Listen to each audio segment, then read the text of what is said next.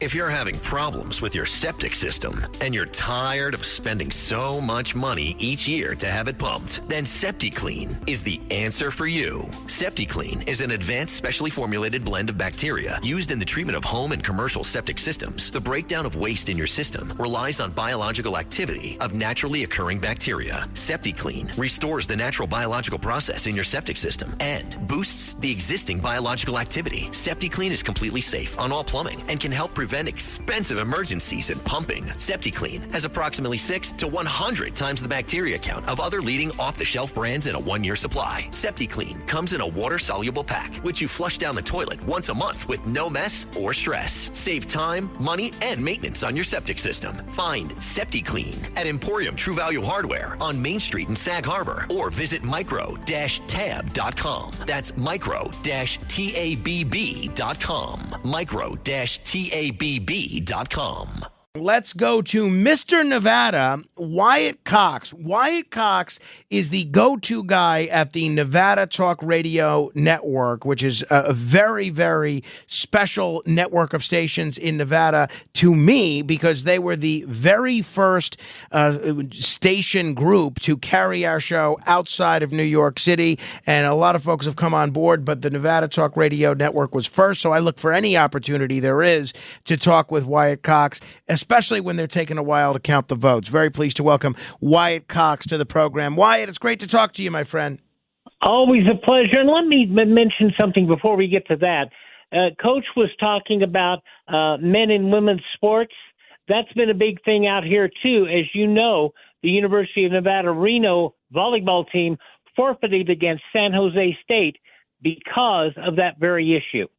I had forgotten that, but I do remember that. It was a key motivating factor. All right, let's talk about what we're seeing in Nevada at the moment. Where do the numbers stand now, and when are they going to officially be able to call this race?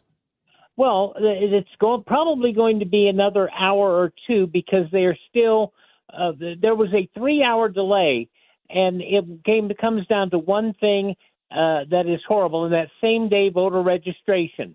That was a spinoff in 2019 of the COVID voting regulations, and they allowed people to register same day. And at the University of Nevada, Reno, their station, they had a 3-hour delay there because they were having difficulty getting all these same-day registrations in. The same thing in Pahrump, Nevada, which, as you know, Pahrump is a bedroom community to Las Vegas. They had a huge number there. They were delayed for 3 hours, and that was part of the reason. They didn't even technically close the polls till 9:45. They are getting votes counted. We have a number of votes coming in now. Sam Brown is neck and neck with Senator Jackie Rosen. That is still another seat that Nevada may take, but that is still pending. And the rural parts of Nevada have shown up well. Many of the rural counties, our county here in White Pine County on the far east side of the state, 85% voter turnout today. We've got a number of counties that are almost 90% turnout. Of course, the big numbers have to come out of Las Vegas and out of the Reno area. And Las Vegas, there's no way around that. That's going to be a big block for Ms. Harris. But Washoe County, the Reno County, may end up going for Trump, which means that the state will go for President Trump. And part of the reason that's happened has been the fact that Republicans, after all this time, finally have embraced early voting. In many of our counties here, people have already, in fact, in our little county here in White Pine County, over 60% of people had already voted before Election Day. And Wyatt, one of the things that Trump made a big deal about, and what I think was everybody acknowledges was a play to win over the votes of service workers in Nevada, was no tax on tips. Did that resonate in Nevada? Did that move the needle at all?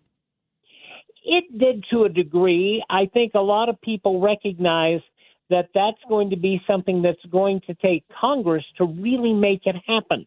It is likely that Congress is now going to have to do that because the president has looked at that.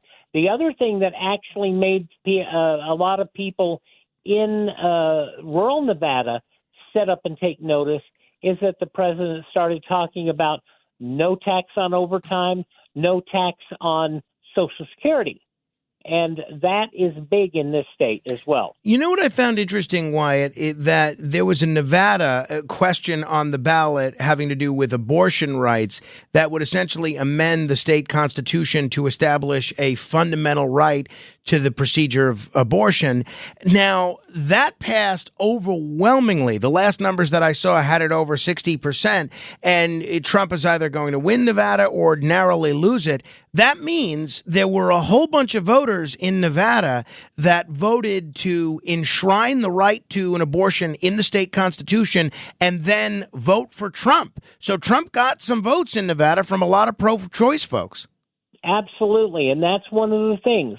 A lot of people will vote that, but they're also voting pocketbook. The state has been hit. We're still sitting at almost 6% unemployment out here, and that is a county a state that is really based on service work. That is not good. Two other things I want to mention real quick.